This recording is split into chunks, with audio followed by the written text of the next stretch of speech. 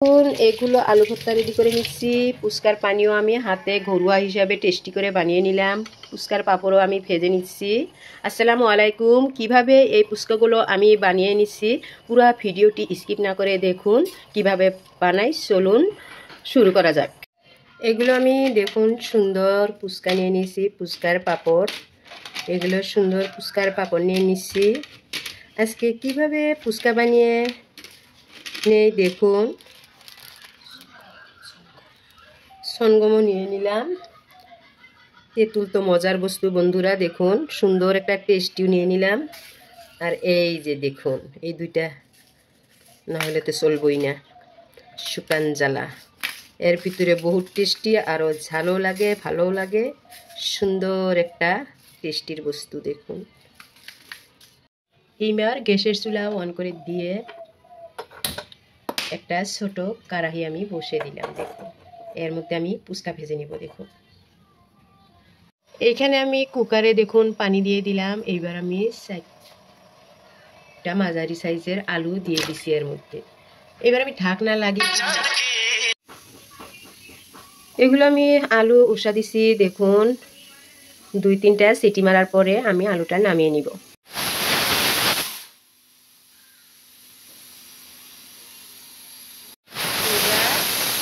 তিনটা সিটি মারার পরে এবার নামিয়ে নিলাম।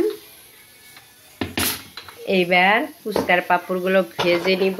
একটা কড়াই বসে দিলাম। দেখুন সুন্দর করে এবার পাঁপড়গুলো ভেজে নিচ্ছি। স্কিপ না করে পুরো ভিডিওটি আপনারা দেখুন।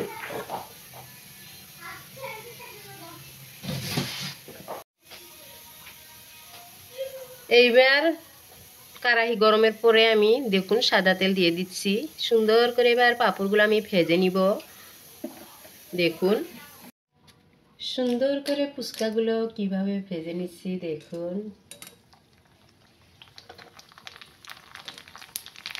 এইভাবে সবগুলো ফুচকা আমি ফুচকার পাঁপড়গুলো ভেজে নিচ্ছি। দেখতেই পেয়েছেন সুন্দর করে আমি ফুচকাগুলো ভেজে নিচ্ছি।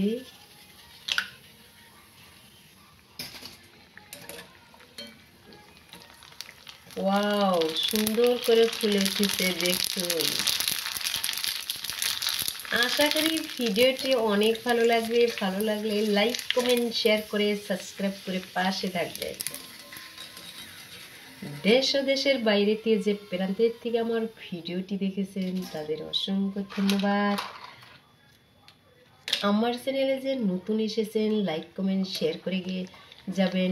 অলরেডি যে সাবস্ক্রাইব করেছেন তাদের অসংখ্য ধন্যবাদ। দেখুন এইভাবে সবগুলো ফুচকা আমি ভেজে নিচ্ছি।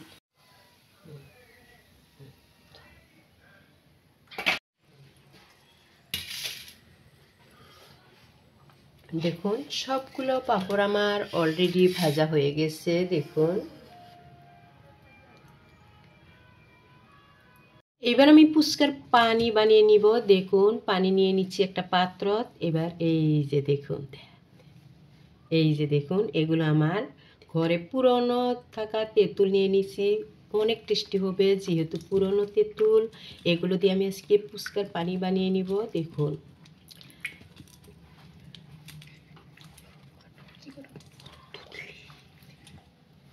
এটা সনগম এবার আমি দিয়ে নিব। এটা অনেক টেস্টির একটা বস্তু। দেখুন সনগম আমি এক প্যাকেট দিয়ে নিলাম।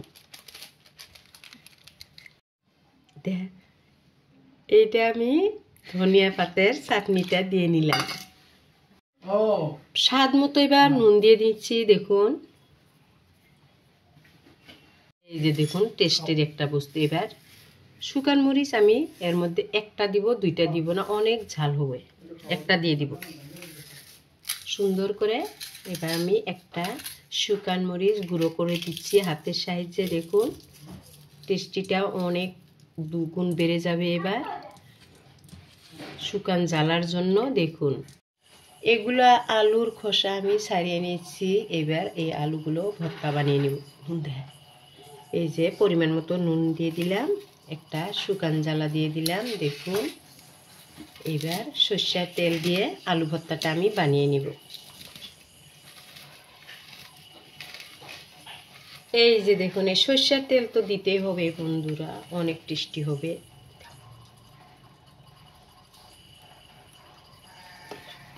এবার আমি ভর্তাটা বানিয়ে নিব। এবার সুন্দর করে আলুটা আমি ভর্তা বানিয়ে নিছি। দেখুন, শুকান মরিচের ভর্তা অনেক টেস্টি হবে। আশা করি ভালো লাগবে। ভালো লাগলে প্লিজ একটা লাইক দিয়ে পুরো ভিডিওটি আপনারা দেখতে। আজকে এই পর্যন্তই। সুস্থ থাকুন, ভালো থাকুন, আমার জন্য দোয়া করবেন। আবারও পরবর্তী নতুন নতুন ভিডিও নিয়ে আপনাদের মাঝে হাজির হব। আসসালামু আলাইকুম।